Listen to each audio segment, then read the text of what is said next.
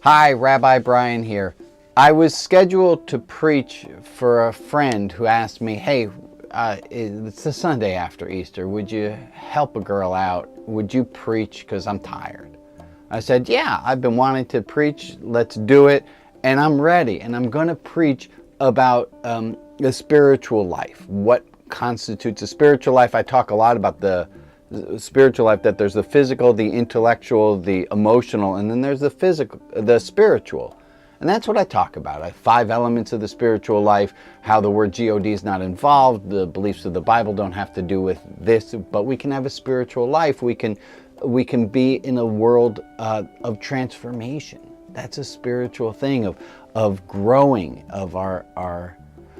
But then she sent me, this is the biblical reading that's scheduled for Sunday, which is John 20:19. Brian Zachary Mayer, I help the spiritual but not religious. There's a chance this spiritual religious thing is not what you think. You get to choose who you are in this world, and that's enough, and that's awesome. The less you believe everything you think, the better. I'm ready, you're ready, let's dive in. This is the biblical reading that's scheduled for Sunday, which is John 20:19 and follows. It says, on the evening of the first day of the week, when the disciples were together, the doors locked for fear of the Jewish leaders, Jesus came and stood among them and said, peace be with you. After he said that, he showed them his hands and side. The disciples were overjoyed when they saw the Lord. Well, this is exciting because this is the first time the disciples are seeing Jesus. Jesus has previously shown himself to the women, but now he's coming to the disciples. And this is, the locked room that Jesus walks into because Jesus is no longer corporal. But there's this troubling part where it says, where the doors were locked for fear of the Jews. And so I emailed my minister friend back. I said, what's with that reading? And she says, let's talk. So we talk on the phone. And I said, I don't have any problem with the reading, but I don't understand why fear of the Jews. Why were they scared of the Jews when it was the Romans who had the power? And she explains to me some of it. And she said, well, we could do a different reading. And I said, no, that kind of seems a little fucked up. Because you would have done the reading, but your Jewish friend's coming, so you're not going to do the reading? Because that seems kind of worse. So let's do the reading. And then I realized that this is what I have to talk about. That this is what I want to preach about. Is that we all have... it's not the best, and scholars know, there's a lot to understand there. John and the Johannite community were a branch off, and they're in the year 100 or so. And as the joke goes, the way to start a movement is to have a resentment in a coffee pot. So they were resenting John's really pushing against the Jews, that we're not Jews. Where none of the other gospel writers have that. The synoptic gospel writers don't have that. John's layering in and adding in words that just are really anti-Jewish. And we know that that Jesus was leading a non-violent rebellion against Rome. And Roman law is very clear that you kill the leader of the rebellion, you don't kill the followers. You only kill the followers if it's an armed rebellion. So the disciples really didn't have that much to fear of the Jews or of Rome. But John wants to stick the point in, so he does. My point is that there's this icky part in this biblical verse, and there's these icky parts in all of us. And what do we do with what feels to be our imperfections? And how do I stand in front of a congregation, and I've had a really hard week. like this morning, I snapped at my kids. I said, guys, please don't yell, please don't. And they continued to yell. And I yell at my children, who then continue to yell. And then I went into the garage and I sat under my tool bench, just zoning out until I started to just cry. I've been having a really hard week. And what do I do with that?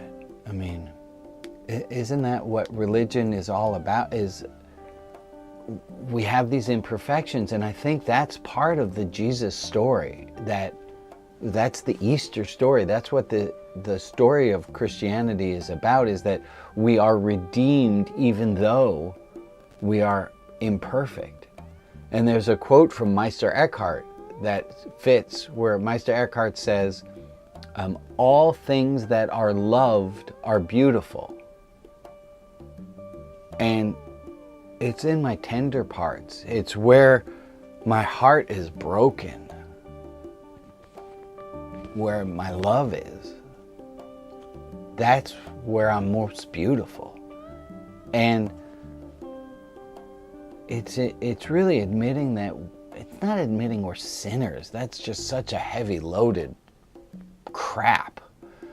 It's admitting that we have problems. It's admitting that we're broken, because how else are we going to fix? There's a Hasidic phrase that says, if you believe in brokenness, then you must also believe in repair.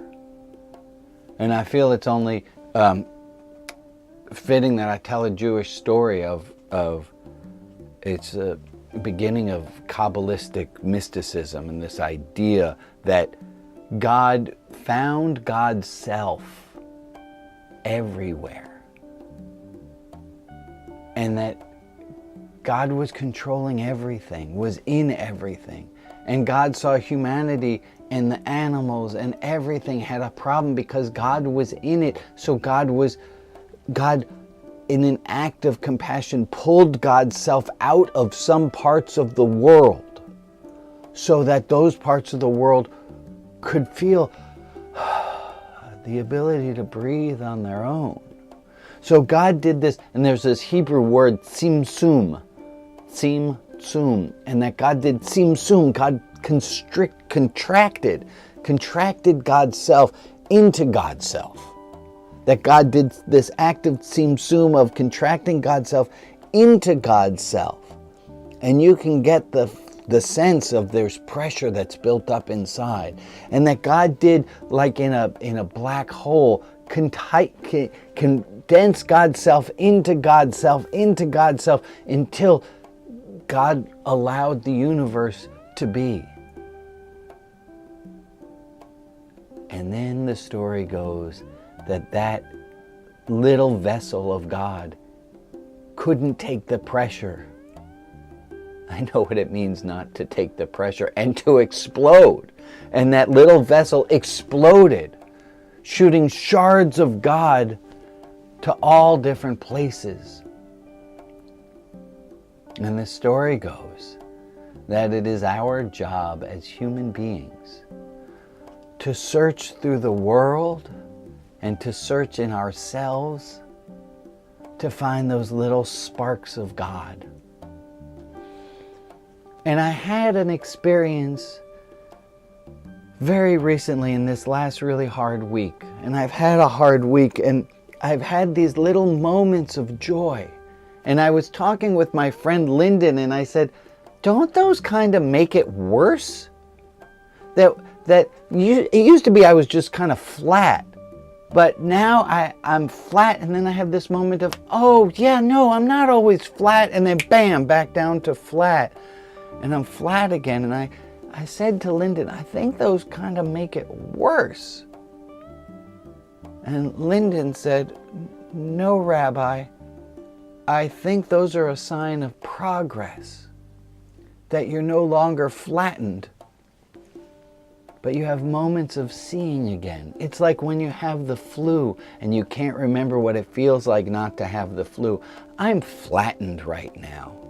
I'm seriously flattened right now. But I have these moments where I remember, no, I'm not flat.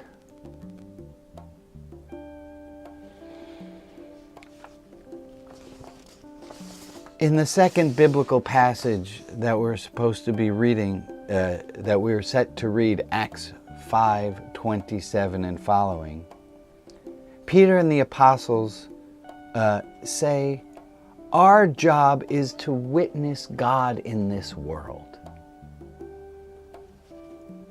And I can think of no better ways to witness God than to seek out those little sparks and to be honest with where we are.